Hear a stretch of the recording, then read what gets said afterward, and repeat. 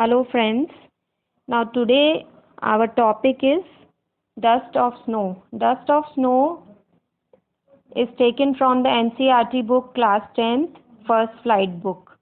So now we shall study about the dust of snow. Dust of snow is written by Robert Frost. Robert Frost के द्वारा लिखी गई एक बहुत ही beautiful poem है dust of snow. The way a crow shook down on me the dust of snow from a hemlock tree. In the first stanza, the crow is sitting on the hemlock tree. Hemlock tree के ऊपर एक crow बैठा हुआ है. जैसा कि आप जानते हैं crow हमारी सोसाइटी में एक नेगेटिव सिंबल के जैसे हम उसे मानते हैं. तो क्रो एक नेगेटिव सिंबल है. हेमलॉक ट्री आपको पता है, हेमलॉक ट्री एक पॉइजनस ट्री है. तो पॉइजनस ट्री हेमलॉक के ऊपर एक क्रो बैठा हुआ है. And he shook down some dust of snow. उसने कुछ स्नो की कुछ पार्टिकल्स, कुछ डस्ट जो है वो मेरे ऊपर जो है उसको शुक डाउन किया. Who is me here in this poem? The me is the poet. So poet is speaking about himself. So the crow is shaking down some dust of snow on the poet who is sitting under a hemlock tree. Hemlock tree के नीचे वो बैठा हुआ है poet. And he is in a bad mood. Poet का mood कैसा है? He is in a bad mood.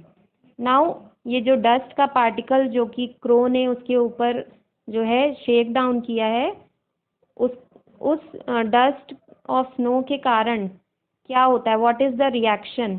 Now second paragraph. Has given my heart a change of mood and saved some part of a day I had rued. Now the poet is saying that some dust of snow has suddenly, it has given my heart a change of mood. मेरे mood को इस dust particles ने change कर दिया. जो कि एक bad mood में था तो उसका जो कुछ पार्ट ऑफ द डे वो वेस्ट हो चुका था, र्यूड हो चुका था, यानी वेस्ट हो चुका था. लेकिन इस डस्ट पार्टिकल ने उसके मूड को जो है अच्छा कर दिया. He was feeling good now. And now the rest part of the day, जो कि अब बचा हुआ दिन है, वो अब उसका वेस्ट होने से र्यूड, RUED, र्यूड का मतलब है वेस्ट होना, बर्बाद होना. सो अब र्यूड होने से बच गया है. So this is the main explanation of the poem. Now we will see that what are the poetic devices used in this poem. So poetic devices, first poetic devices used in the poem is metaphor. Now metaphor, what do you mean by metaphor? metaphor का क्या मतलब है? metaphor poetic device है जो कि use होता है for comparing the two things without using the words like and as. like और as बिना यूज किए अगर किसी चीज़ को हम कंपेयर करते हैं तो हम उसे मेटाफर कहते हैं. सो यहाँ पे डस्ट और स्नो को कंपेयर किया गया है बिना like एंड as यूज किए. Now second is poetic device is used is symbolism. Now what is symbolism?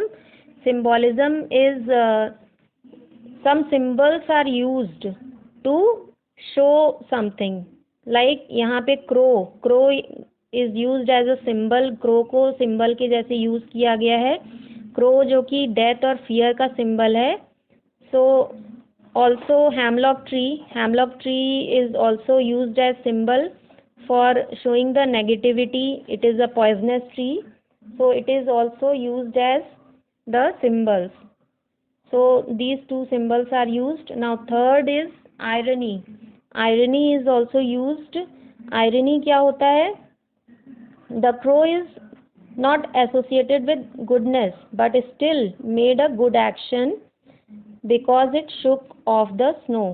यहाँ पे देखिए क्रो जो कि एक गुडनेस के लिए नहीं माना जाता है, फिर भी उसने कुछ अच्छा काम किया, उसका जो एक्शन था उसके कारण जो है पोएट का मूड अच्छा हो गया. So irony is used to show something opposite to someone.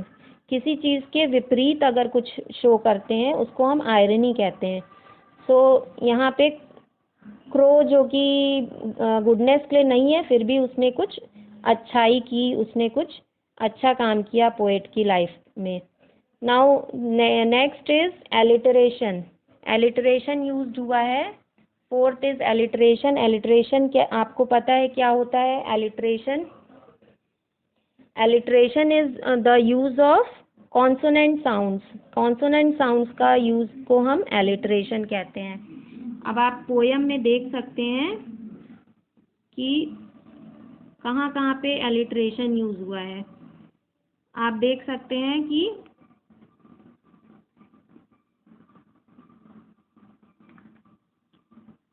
आप ढूंढ सकते हैं कि एलिटरेशन कहाँ कहाँ यूज हुआ है. आप देखिए यहाँ पे सेकेंड पैराग्राफ के फर्स्ट लाइन में देखिए एच जो है हैज़ में एच यूज हुआ है, प्लस हार्ट में भी एच यूज हुआ है. तो एच जो कि एक कॉन्सोनेंट साउंड है, तो ये दो बार एक ही लाइन में दो बार कॉन्सोनेंट साउंड्स यूज हुए हैं. इसी तरह से आप सेकेंड पैराग्राफ के थर्ड लाइन में देखेंगे सेव्ड एंड सम, दोनों में एस साउंड यूज हुआ है जो कि कॉन्सोनेंट साउंड्स हैं. तो एलिटरेशन यूज किया गया है इस पोयम में. Now in the similar way next is assonance. अगला जो पोएटिक डिवाइस यूज किया गया है वो है assonance. What is assonance? Assonance क्या है? एसोनेंस होता है कि vowel, use of vowel in a same line, repetition of vowel sound. तो आपको पता है कि वॉवेल साउंड्स कौन कौन से होते हैं? वॉवेल्स तो हमें पता ही है, ए ई आई ओ यू 5 वॉवेल्स होते हैं, तो उनके कुछ साउंड्स होते हैं. तो उसी तरह से हम देख सकते हैं कि फर्स्ट लाइन में पैराग्राफ 1 की फर्स्ट लाइन में वे एंड ए, इसमें ए का साउंड जो कि एक वॉवेल साउंड है वो यूज़ किया गया है 2 बार, 2 times. Now second line of first paragraph शुक में ओ का यूज़ किया गया, ओ साउंड, एंड डाउन में भी ओ साउंड का यूज़ किया गया है, एंड ऑन में भी ओ साउंड का यूज़ किया गया. So in the same line 3 times O sound is used. तो इस तरह से आप और भी फाइंड आउट कर सकते हैं कहाँ कहाँ एसोनेंस और एलिटरेशन का यूज़ किया गया है इस पोयम में. आप और भी इन्हें फाइंड आउट कर सकते हैं. So now we will switch over to the rhyming scheme of the poem. What is the rhyme scheme of this poem? We will now learn. Now do you know what is rhyming words? क्या आपको पता है कि rhyming words क्या होते हैं? Yes. So here we can see crow and snow. Here are the rhyming words which are the last words of the line first and line third. So first line में crow आखिरी जो है शब्द है और थर्ड लाइन का snow आखिरी शब्द है. So crow and snow because they are rhyming, so the whole line becomes rhyming. First line जो है वो थर्ड लाइन की राइमिंग हो जा रही है, इसीलिए हम rhyme scheme of we will name it as a to the first line and also to the third line. इसी तरह से last word of the second line is me and tree is the last word of the fourth line. So me and tree are rhyming, so we will name the second line as B and fourth line also B. So the rhyme scheme of the first paragraph becomes A B A B. Now similarly The rhyme scheme of the second paragraph we can see. Heart and part is rhyming, so we will name it as C and C for the first and third line of the second paragraph. And similarly, mood and rude are also rhyming, so D for these both lines. So the rhyme scheme of the second paragraph becomes C, D, C, D. So this way we will find out the rhyme scheme of this poem. So first paragraph A, B, A, B, and second paragraph is C, D, C, D. Now next we will see the theme of this poem. Theme of this poem is finding positivity out of the negative things. So we should always find out the positiveness from the negative things around us. So this is the main theme of this poem. Hope you all have understood and enjoyed the lesson.